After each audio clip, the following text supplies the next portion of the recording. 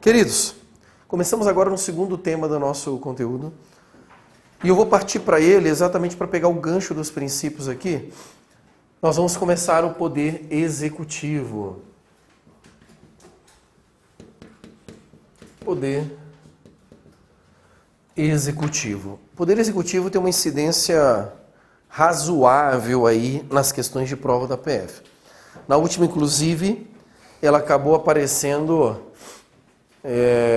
porque a PF, em regra, ela vai trabalhando aí com uma média de 5 questões de constitucional por prova. Na última ela trouxe 6. E aí ela trouxe todos os temas do edital. Então ela pode repetir agora todos os temas do edital, ou ela pode alternar. E qual tema ela sempre alterna? Ou ela joga executivo ou ela joga ordem social. Então, geralmente, se vem 5 questões da PF, ela coloca lá na prova 3 questões de direitos fundamentais, uma de poder executivo e uma de segurança pública. Se vier todos os temas, 3 de direitos fundamentais, um de poder executivo, um de segurança pública e um de ordem social. Se vier 5, ela vai trocar executivo com ordem social. Então, uma prova vem executivo, uma prova vem ordem social. Como você não sabe quando vem qual, todos os temas para a Polícia Federal são relevantes, todos podem cair na prova. Tá? Então, trabalha sempre com essa ideia de que vai ter pelo menos uma questão de cada um dos temas que eu vou compartilhar com vocês.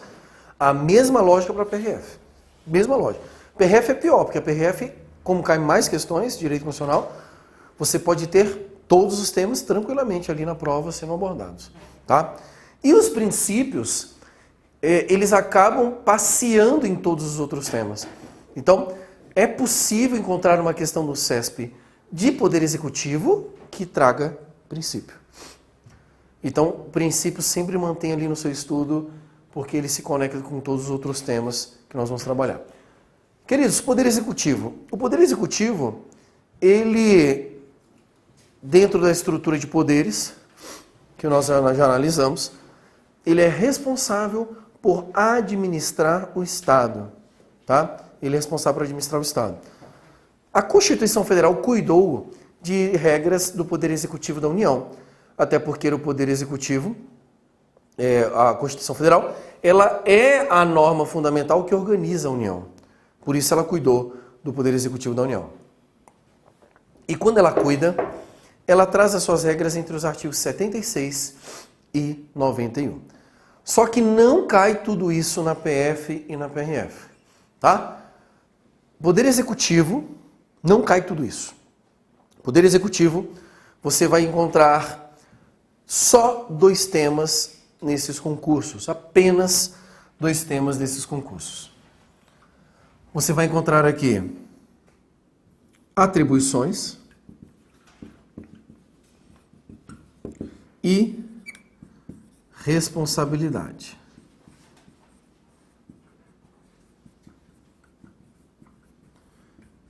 Então, tanto na PF quanto na PRF, só esses 2 tópicos da matéria são cobrados no seu edital.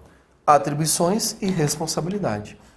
Vamos começar o nosso estudo por atribuições do Poder Executivo.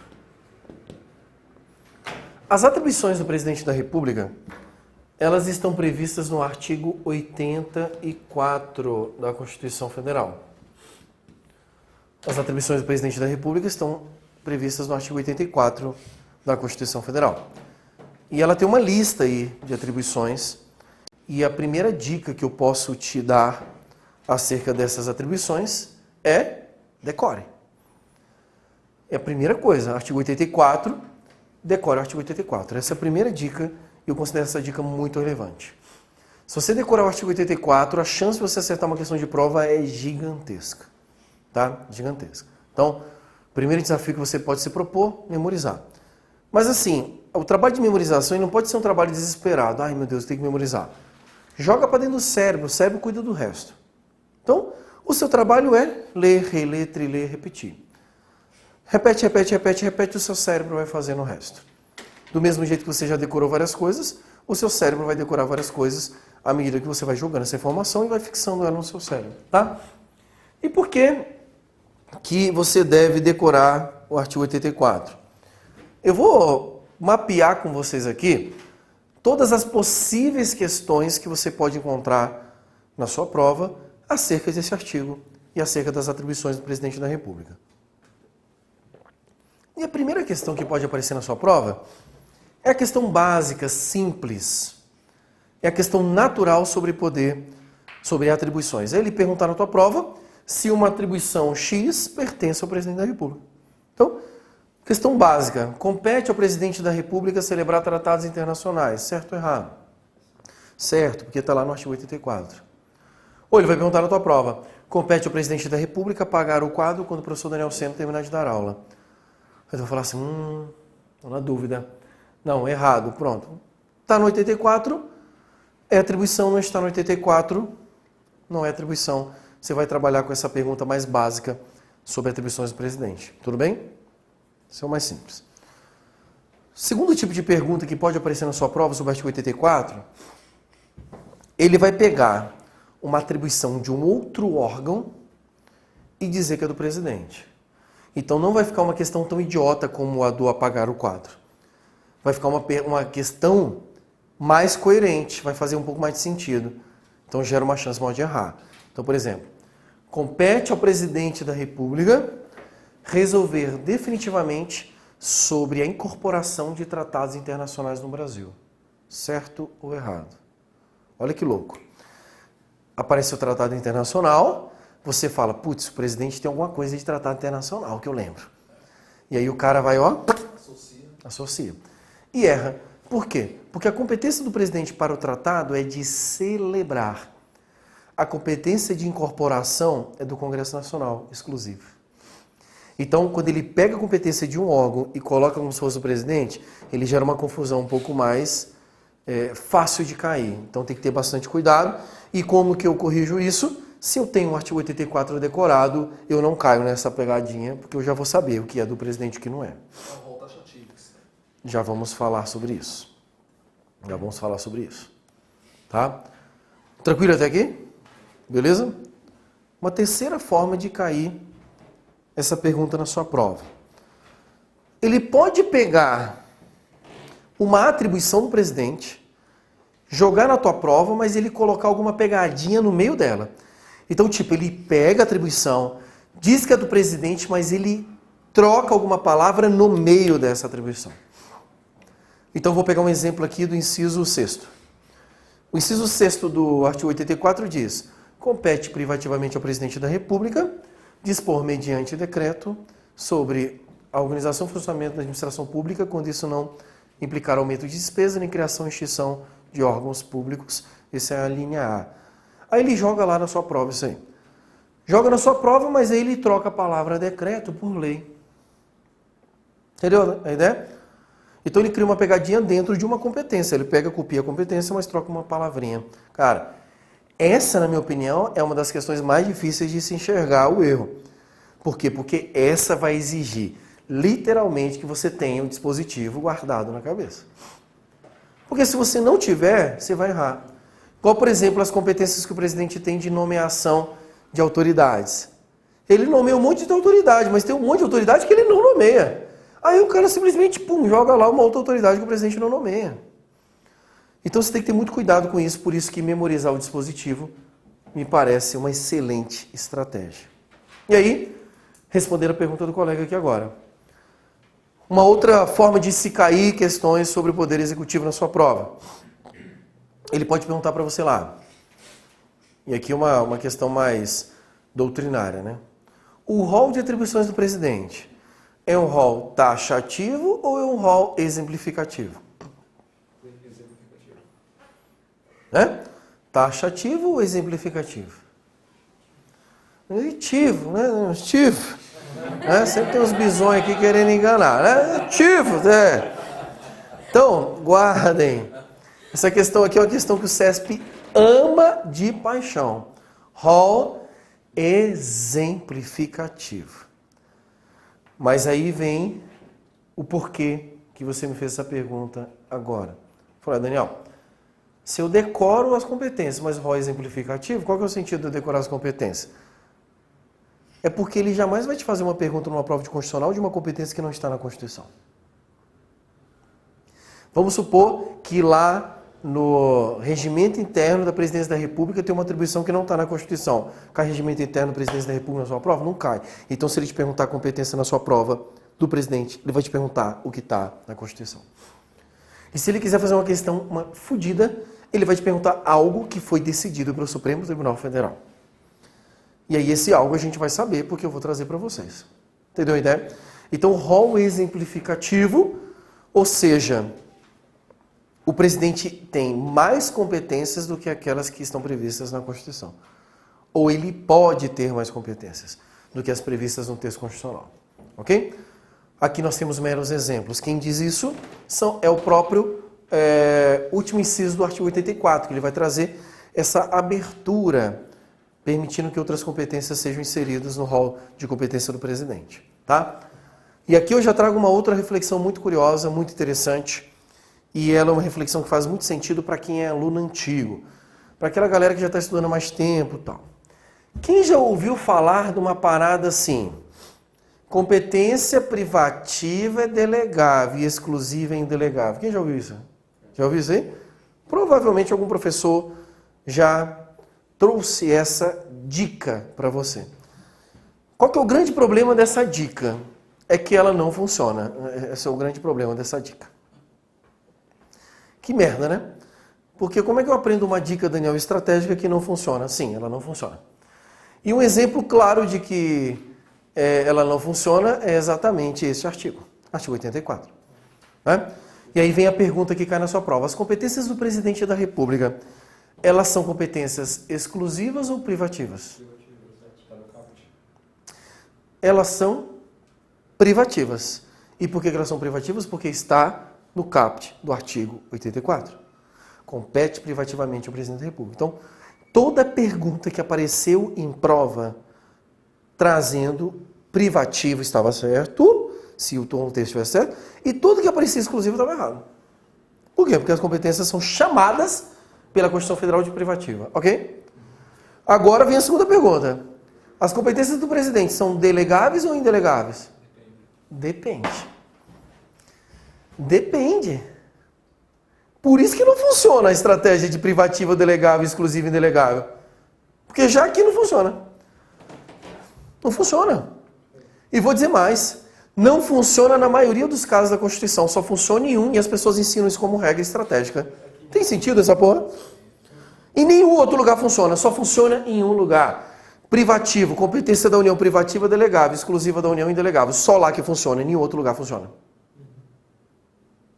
Então não faz sentido decorar um negócio que não funciona. Perceberam isso aqui? Então, ó, cuidado. Ai, Daniel, onde mais tem? Competência da Câmara. Competência da Câmara diz lá que é privativa. Você já imaginou outro órgão autorizando o processo do presidente da República sem ser a Câmara? Então é exclusivo. Você entendeu o problema? Mas a Constituição chama privativo.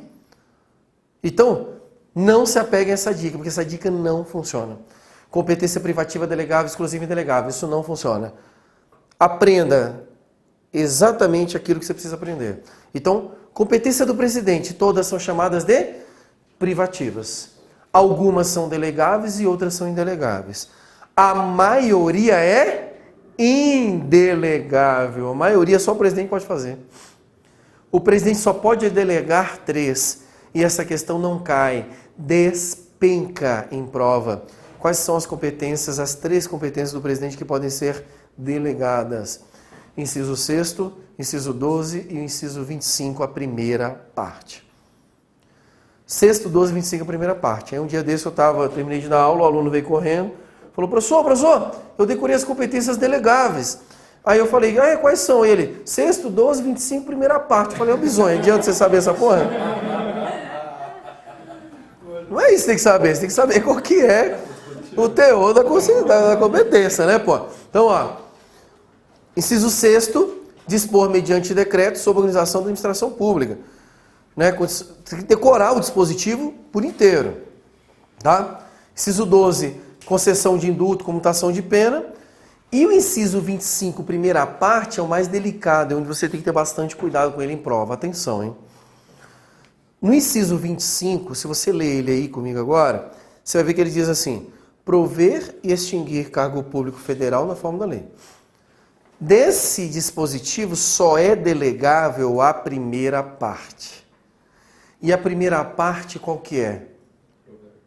Prover. Ok? Prover. Extinguir cargo público federal na forma da lei não é delegável. Tudo bem? Então apenas o prover. Extinguir cargo público federal na forma da lei não é delegável. Só que aqui nós temos um problema. E para você entender o grande problema que isso aqui traz, você precisa enxergar agora comigo dois dispositivos. Então quem tiver com texto constitucional, abre agora para você enxergar dois dispositivos. Você precisa enxergar agora ao mesmo tempo o inciso 25 e o inciso 6º.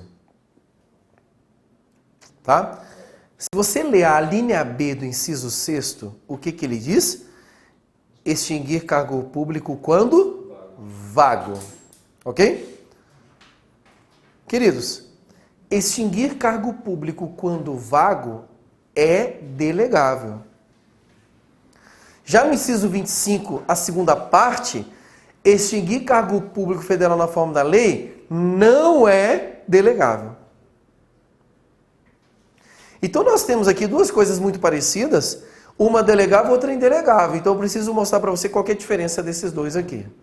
Por que num dispositivo ele vai aparecer como delegável e no outro ele vai aparecer como indelegável? Primeiro, no inciso 6, ele é delegável por dois motivos. Primeiro, porque o cargo está vago. Segundo, é mediante decreto. No 25, não é delegável porque ele só pode ser extinto por meio de lei. E não precisa estar vago. Então tem uma questão que o CESP coloca, e ela coloca essa questão constantemente. E, cara, só erra cara bom. Sabe aquele cara que está preparado para o concurso? Aquele cara que está lá para fazer pontuação? Pronto, essa questão é feita pro cara foda. Para aquele cara que vai passar. Só que essa questão é colocada para ele errar. E qual que é a questão? Eles repetem na prova o inciso 25 inteiro e o cara erra. Ele coloca assim na prova: compete privativamente ao presidente da República prover e extinguir cargo público federal na forma da lei. Coloca só isso na prova. O que o bisonho que estudou pra caralho vai lembrar na hora? Só pode extinguir quando tiver vago. Aí o que ele mistura? Os dois incisos. E se fode. Então, no inciso 25, a extinção de cargo público não precisa que o cargo esteja vago. Por quê? Porque a extinção é feita por meio de lei. Já no inciso 6º, ela exige que o cargo seja vago para ele ser extinto. Por quê? Porque a extinção não está sendo feita por meio de lei, está sendo feita por meio de um decreto. Então, você precisa estar muito atento. Essa é a questão da elite. Não é questão para Oreia. Oreia não vai lembrar disso aqui, de nada. Ele vai colocar um certo ou um errado de acordo com o que ele achar. Quem que é essa questão? O cara que estudou pra caralho. Que é o cara que vai estar com a informação do cargo vago na cabeça porque ele decorou o inciso 6º. Então, muito cuidado com essa questão. Não confunda o 25 com o 6º, porque são duas situações diferentes que se utilizam de instrumentos normativos diferentes. E o outro detalhe, a extinção de cargo quando vago é delegável. E a extinção de cargo na forma da lei, não. Então são dois detalhezinhos aqui, cara, ó, que numa questão de prova faz uma puta diferença. Todo mundo compreendeu aqui? Comparação do 6º com o 25? Beleza? Uma outra observação. O inciso 6º, ele fala sobre dispor mediante decreto sobre, não é isso? Esse decreto aí, você pode marcar no seu material, escrever, se tiver com a Constituição escrevendo, você pode colocar aí entre parênteses, decreto autônomo. Este é o chamado decreto autônomo. O decreto que está no inciso 6º, quando ele fala dispor mediante decreto sobre, esse aí é o chamado decreto autônomo. E o decreto autônomo é um decreto que é exclusivo do presidente da República. Ele serve para regulamentar a administração pública e ele tem status de norma primária. Olha que louco isso. Ele não aparece no rol de espécies normativas primárias da Constituição, mas ele tem status de espécie normativa primária. é como se ele tivesse o status de uma própria lei. Né?